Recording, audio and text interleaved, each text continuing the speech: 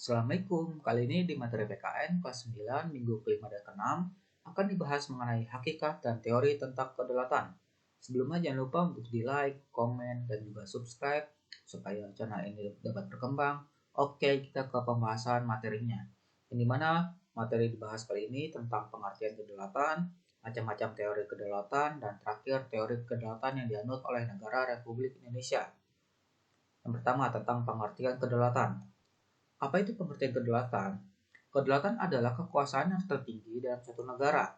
Kedaulatan merupakan salah satu syarat berdirinya suatu negara. Sistem yang kita kenal sebagai demokrasi tidak lain dijiwai oleh kedaulatan rakyat. Demokrasi hakikatnya merupakan pemerintahan dari rakyat, oleh rakyat, dan untuk rakyat. Pelaksanaan kedaulatan dapat dilakukan melalui demokrasi langsung dan demokrasi tidak langsung. Kedaulatan rakyat di Indonesia didasarkan pada sumber-sumber hukum, yaitu Pancasila Sila keempat yang berbunyi, rakyatan yang dipimpin oleh hikmat kebijaksanaan dalam permusyawaratan perwakilan. Lalu pembukaan UUD 45 alinea keempat, dan terakhir UUD 45 pasal 1 ayat 2. Dan dimana sebelumnya kedaulatan itu berasal dari bahasa Arab, artinya yang berasal dari daulah katanya, yang artinya kekuasaan tertinggi. Lalu pada bahasa Inggris kedaulatan disamakan dengan kata sovereignty.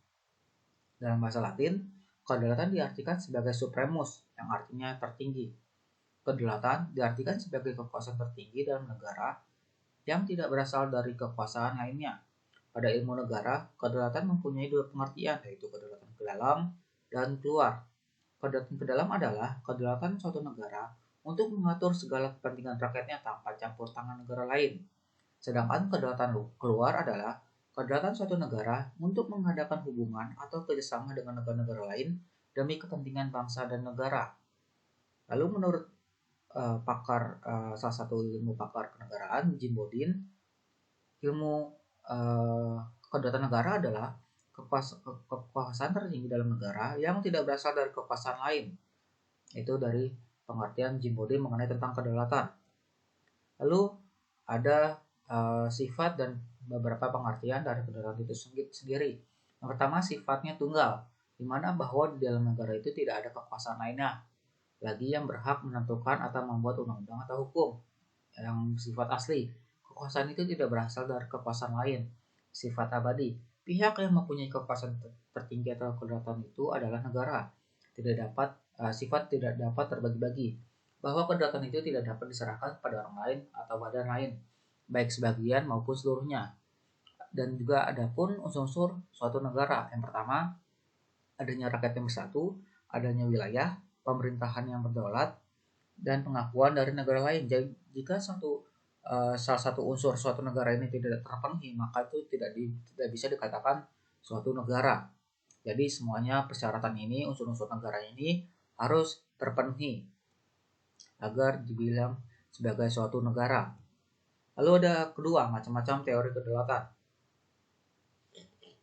yang dimana ada kedaulatan Tuhan, yang artinya adalah kekuasaan yang berasal dari Tuhan diberikan kepada tokoh-tokoh negara terpilih yang secara kodrati ditetapkan menjadi pemimpin negara dan berperan selaku wakil Tuhan di dunia. Tokoh pelopor teori kedaulatan Tuhan antara lain Agustinus, Thomas Aquino, F. Hegel, dan F. J. Stahl. Lalu ada kedaulatan raja. Raja bertanggung jawab terhadap dirinya sendiri, di mana kekuasaan raja berada di atas konstitusi, serta tidak perlu menaati hukum moral agama, karena statusnya sebagai representasi atau wakil Tuhan di dunia. Tokoh pelopor teori kedaulatan raja antara lain Niccolo Machiavelli, yang kemudian dikembangkan oleh Thomas Hobbes. Lalu ada kedaulatan negara. Kekuasaan tertinggi terletak pada negara. Sumber kedaulatan adalah negara yang merupakan lembaga tertinggi kehidupan suatu bangsa. Tokoh pelopor teori kedaulatan negara antara lain Jim Bodin, G. Jelinek, dan Paul Laban. Lalu ada kedaulatan hukum.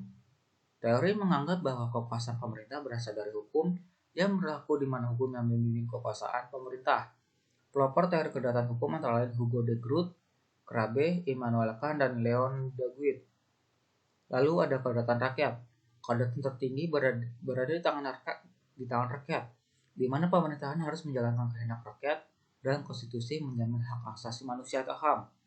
Pelopor dari teori kedaulatan rakyat seperti J.J. Rousseau, Johannes Althusius, John Locke, dan Montesquieu.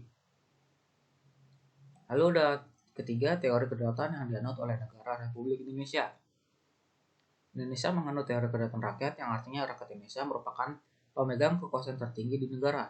Hal ini didasarkan pada satu, Pancasila sila keempat, yaitu kerakyatan yang dipimpin oleh hikmat kebijaksanaan dalam permusyawaratan perwakilan.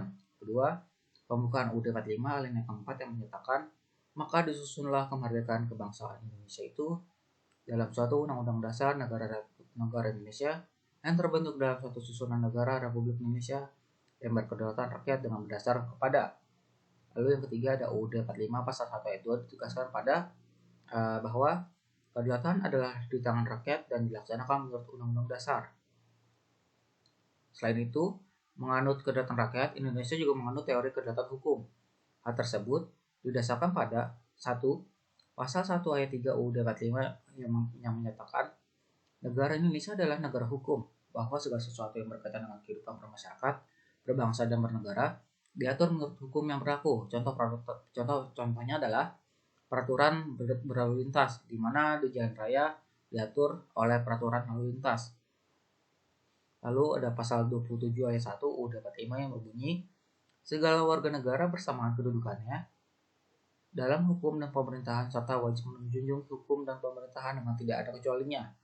Maknanya bahwa setiap warga negara yang ada di wilayah negara kita kedudukannya sama di dalam hukum. Jika melanggar hukum, siapapun akan mendapatkan sanksi. Contohnya adalah semua warga negara Indonesia, baik itu rakyat biasa maupun pejabat, jika mereka melakukan pelanggaran, maka akan diberikan sanksi hukum. Oke, cukup sekian untuk materi kali ini. Mohon maaf kalau ada kekurangan. Wassalamualaikum warahmatullahi wabarakatuh.